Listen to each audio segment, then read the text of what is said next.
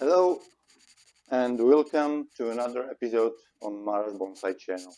Today I'm going to do a quick video on propagation. I was a little bit talking about cuttings and air layers from Acer palmatum in one of my former videos. If you are interested, you can check it. But I was talking about putting the cuttings into the plastic box like this one, which is cheap and easy method to protect the cuttings from the environment, from the wind, cold, and keeping the higher humidity for the climates where there is a problem with these issues. I'm going to do a few cuttings of this Acer palmatum. This is Deshojo. I bought this tree in spring this year because I like the cultivar. I didn't have this specimen.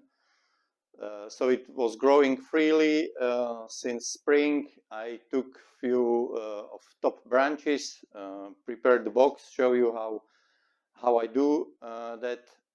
Actually, this method, as I was already speaking about it in previous video, I copied this method from the channel of Johnny Maple, where he uses these boxes, the bigger ones, but basically the same method. I have already few boxes on the benches with other batch of cuttings from May this year. Some of those cuttings already made the roots, so I think it's good method. It's not nothing revolutionary. So we just bought the box. This one is really small, but there are different sizes. According to my current experience, this is just about right size for me, but check what you have available in stores around you. Maybe you have more space in the garden and you can utilize much bigger boxes with much bigger space. Basically, what you need to do, it's very simple. Just make a few holes into the bottom of the box.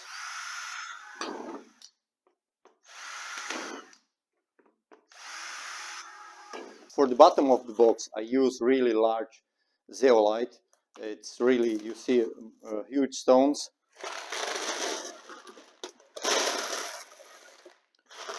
Just for covering drainage holes.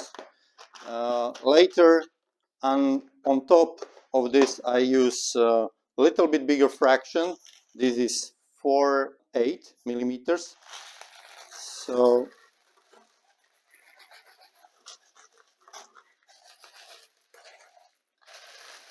many times when I talk in the video about what I'm doing, it's not meant to be that this is the best method or best substrate or something. This is what I do. This is what I think is okay. Everything depends what is available in your area, what you consider to be the best substrate for cuttings, for everything. So it's always good to use the local resources, the things, the substrates you which prove to be good for you, work for you well. So work what you have. I work with zeolite because it's local. It's worked for me. I work with it for many years, and I think it's okay. I'm not saying it's the best or only. You can use whatever works for you. I acquired this year very fine zeolite. I never used this one before, but I think I didn't use it for any trees because it's very small. I decided to use it only for cuttings. I just cover it with this really small fraction. So with larger fractions of zeolite, the water will be free draining from the box. When you will have excess of water, it will flow out through the holes, and the box itself will keep the cuttings humid. So now we proceed with the cuttings. I have already few branches here, so I take few more from this maple. So that's about it. we don't need anymore. So I will use whole stems. I will use the thicker ones, thinner ones. So I will prepare them this way, cutting on the butt with the angle. I will keep.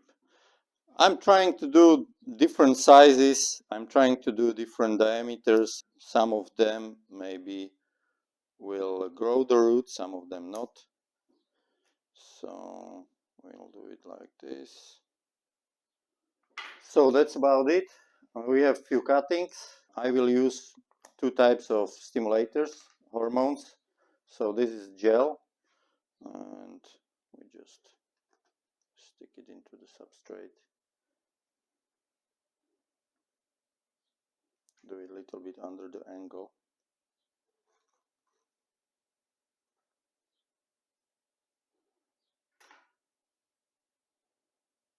This is what I copied from Japanese bonsai channel, Bonsai Bossa. I don't know if pronunciation is right. He was doing it with the tweezers. For gentle cuttings, makes sense.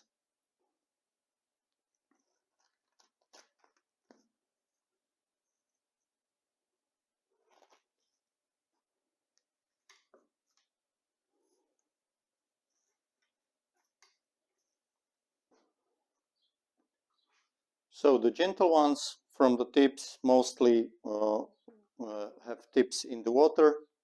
We tried different hormone for those and see how it works. Don't have to risk it with one type of hormone if you have more available. So we use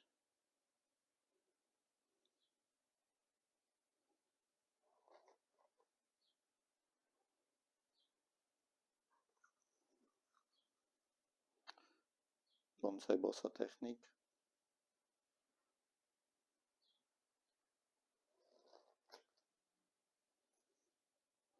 I tried it a few days ago with Prunus incisa, Gojo no Mai, Fuji cherry. The tweezers method seems to be reasonable for really gentle cuttings, maybe like those Japanese maple tips. The method is not so important. Important is the result. With cuttings, many things can go wrong. Maybe the cultivar is not good for cuttings. Maybe you will have success only in one cutting from 100, like many people before you. I think first season I was taking cuttings from Japanese maple. I think I had success with one, but I wasn't doing absolutely anything. I was just sticking them into any random soil substrate, keeping it outside and waiting what will happen. And sometimes they were successful. Most of the times not, but sometimes they were successful. Also, I'm not sure about timing, but I would remove the shoots from this maple anyway. So why not try it? It costs nothing. If they fail, they fail. If they succeed, few of them, I will have some plants to play with. Generally, regarding these boxes, I think it's really simple and clever idea. It's very easy to do. They are everywhere available in any DIY stores in different sizes. You can try big ones. If you have really small apartment or small balcony, you can try small ones. It's really clever. Yeah. So what you can do, you can drill the few holes for ventilation on top.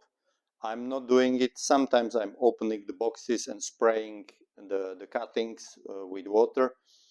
But if you close them this way, it will keep a lot of humidity inside and protect them from the wind. And you just have to wait. You can see the drainage. You can see the small fraction of the substrate. Now the cuttings will be watered. I let the water drain out through the drainage holes and put it into the semi-shade. I will wait until autumn and see how successful this method was. That's all for today. Thank you very much for watching, and if you like the content, just give it a like, and see you next time. Thank you very much.